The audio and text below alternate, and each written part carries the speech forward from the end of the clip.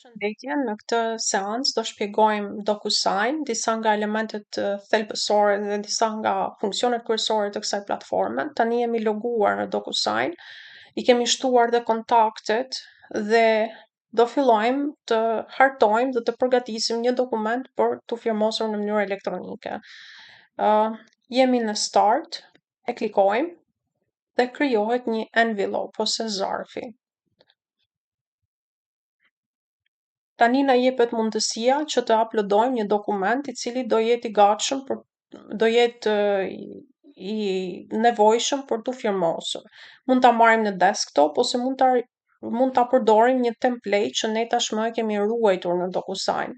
E marrim nga kompjuteri dhe zgjedhim këtë dokument, që është një autorizim për shitje, dhe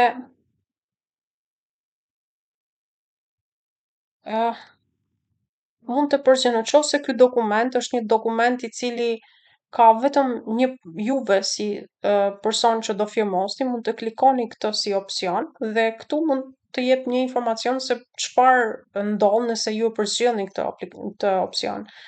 Në qoftë se ju jeni i vetmi person që firmosni këtë dokument, mund ta vendosësh fushën aty ku dëshiron që ta firmosësh dokumentin dhe pasi ti jesh përfunduar ai do ruhet në llogarinë tënde. Në rastin ton do jenë dy persona, të cilët do jenë persona të cilët do e firmosin si dokument.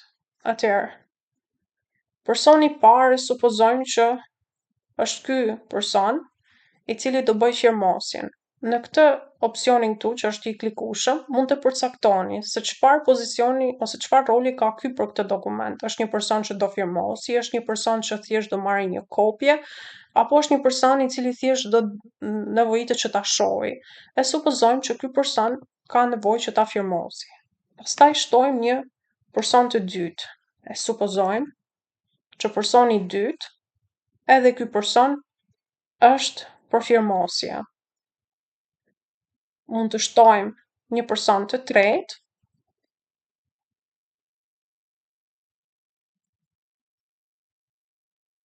dhe ky person thjesht ka nevojë që të merret një kopje.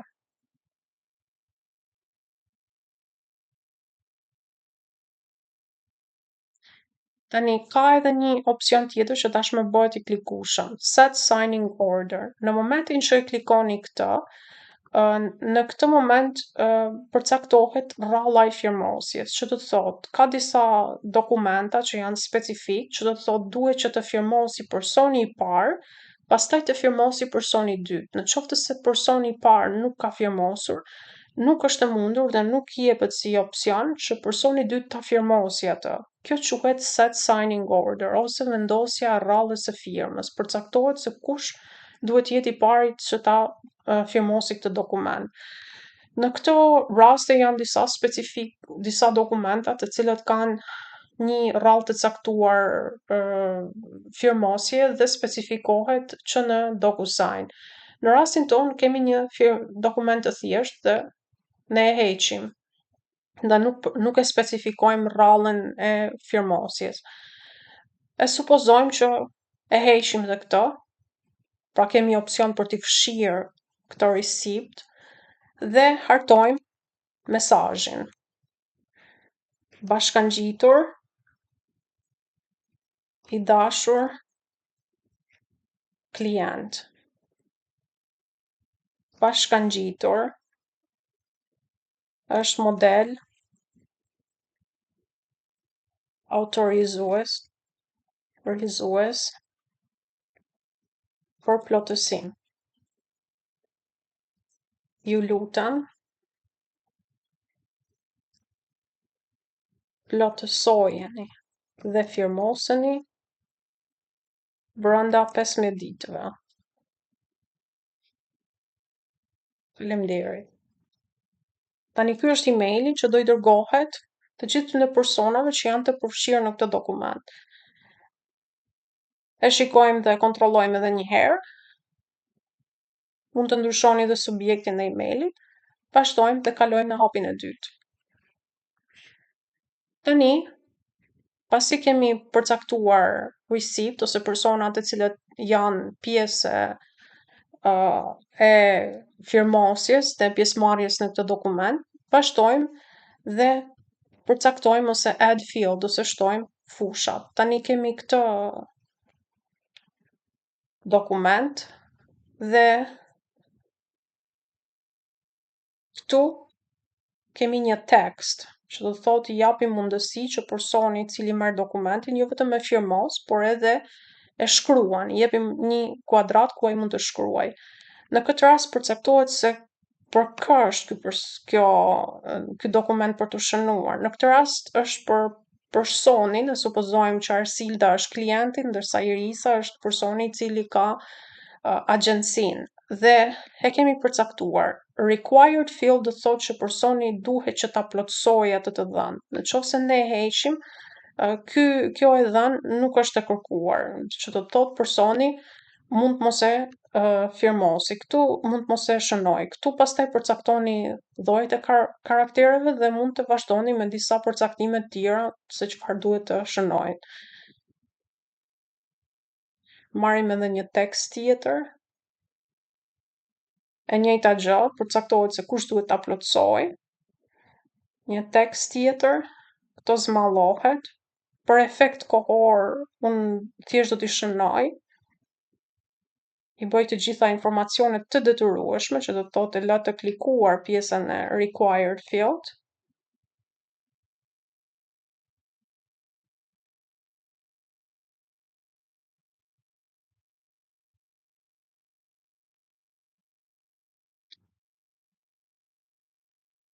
E kështu me radhë i përcaktoj të gjithë dokumentin dhe gjithë tekstin.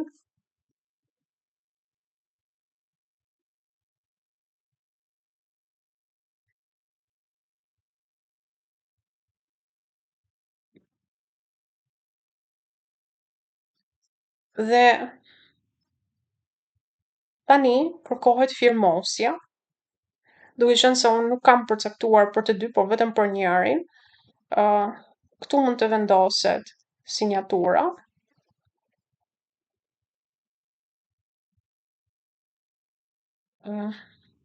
Dhe emër mbi emër, që në këtë rast është emri. Dhe data, e supozojmë që po e lajmë këtu. E njëjta gjë, e supozojmë që tani kjo është vendi ku do firmoset nga Arsilda. Pastaj emër mbi emër, në këtë rast e kalojmë tek Irisa. Dhe emër mbi emër firmë. Përcaktojmë. Në këtë rast të bëjmë required field, që do thotë është një detyrueshme që të plotësohet. Dhe në këtë mënyrë, me ngjyra të ndryshme ne arrim të kuptojmë se këto që janë jeshile janë informacion që duhet të plotësohet nga Irisa në këtë rast, që është edhe drejtuesi i agjencisë, dhe të gjitha këto me kuadratet me të blu është një informacion që do plotësohet nga Arsilda, që në këtë rast është klienti i agjencisë. Siç e shikoni, ne kemi ndërtuar dokumentin që do plotësohet dhe që do firmoset dhe përcaktohet se cili do plotësoj çfarë. Në fields ne kemi të përcaktuar disa nga formet ose disa nga elementet specifike, qoftë tekst, qoftë numër, qoftë emër kompanie, të gjithë informacionet që ne mund të na nevojitet që t'i kërkojmë në një dokument. Tani do të shohim një preview. E shohim si Arsilda në këtë rast.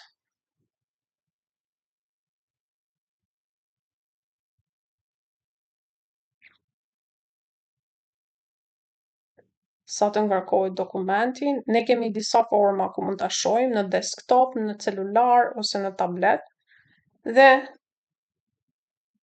këtu tani është dokumenti jon, kjo është çfarë ne shohim. Automatikisht ka dalë data e sotme, te data firmës dhe emri mbi emri. Dhe po ta vendosim këtu, ne jemi në gjendje që ta firmosim. Dhe këtu pastaj plotësojmë unin më shkruari Arsilda. E tjerë më radhë, vazhdon dhe plotëson që në këtë rast është klienti i agjencisë. Dhe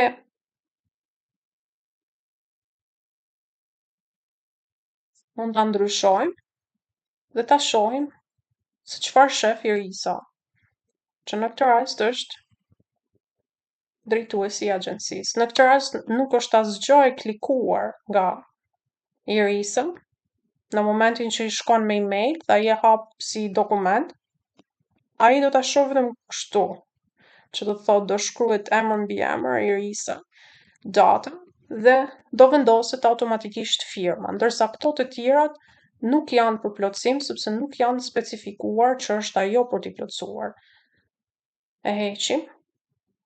Pra si përmbledhje është që përmes fieldlave neve përcaktojmë llojin e formatin e asaj çfarë do shkruajmë, përcaktojmë nëse është required, është e kërkueshme ose jo. I dizenjojmë dhe përcaktojmë personin, siç në këtë rast është Arsilda, ndërsa këtu me jeshile është Irisa, domethënë përcaktojmë cila fushë i përket kujt. Përveç pjesës së shtimit të fields, kemi këtu në action.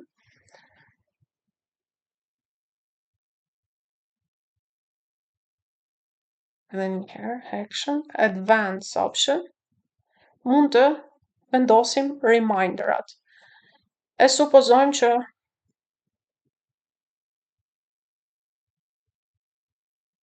reminder i parë vjen pas 3 ditëve, që i sjell një reminder që duhet ta firmosni dokumentin. Pas 3 ditëve, presim edhe 3 ditë të tjera, vazhdon reminder i dytë. Pastaj, duke qenë se ishte 15 ditë, ne e vendosim që 5 ditë para se të skadoj, domethënë ky si dokument, 5 ditë para dërgohet një alert ku tregon që ose vendosim këtu expires in 15 days. Domethënë në 15 ditë që është kjo datë, është data kur do skadoj afati firmosjes. Do i dërgohet 3 ditë përpara një tjetër alarm ku i njoftohen që në datën 29 është data e fundit për firmosjen e dokumentit. Në momentin që ju e keni krijuar, që do thotë kemi krijuar dhe skadimin e dokumentit, domethënë skadimin e afatit për firmosje, por në të njëjtën kohë kemi ndërtuar ose kemi hartuar edhe ditët kur do dërgohet një reminder për t'i kujtuar klientave ose personave që janë të përfshirë në këtë dokument për firmosje, që është afati për ta firmosur këtë si dokument. I bëjmë save. Dhe tani kontrollojmë edhe një herë nëse gjithçka është në rregull, siç e shikoni kemi përcaktuar fieldat, i kemi përcaktuar se kush duhet i plotësoj dhe mund t'i japim një send. Tani duhet qenë se unë përdor një version falas, unë e kam konsumuar të gjithë limitin, kështu që nuk dërgoj dot, domethënë është. Por në momentin që jepet send, tani ajo është ruajtur tek drafte, por këtu tek agreements, po ta klikoni, hapet një si tip emaili, ku në send shikoni dokumentat ose këto DocuSign ose dokumentat që janë dërguar dhe në inbox shikojmë dokumentat të ndryshëm të cilët mund të kenë ardhur. Ne shikojmë edhe informacione të ndryshme, supozojmë që e hapim këtë. Dhe është një dokument që unë e kam provuar për ta dërguar për pjesën e firmosjes. Gjithashtu edhe pse ai është dërguar, këtu ka një opsion ku të jep mundësi për t'i bërë korrekt, që do të thotë të jep mundësi që këtë këtë email ta korrektoni ose t'i shtoni ose t'i heqni elemente sipas nevojës që mund ose sipas korrigjimit të një gabimi. Mund ta ruani edhe si një template, që do të thotë ky email ju e dërgoni shpesh ose është e njëjta gjë që mund të bëhet shumë shpesh, është më me rëndësi që të ruhet si template, kështu që thjesht të modifikoni dhe shkurtoni punë pa pas nevojë që ky proces të bëhet manualisht. Dhe në draftet pastaj janë të gjithë emailet që janë tentuar për të dërguar, por i keni ruajtur në draft si procese të papërfunduar. Pastaj është në delete, në complete,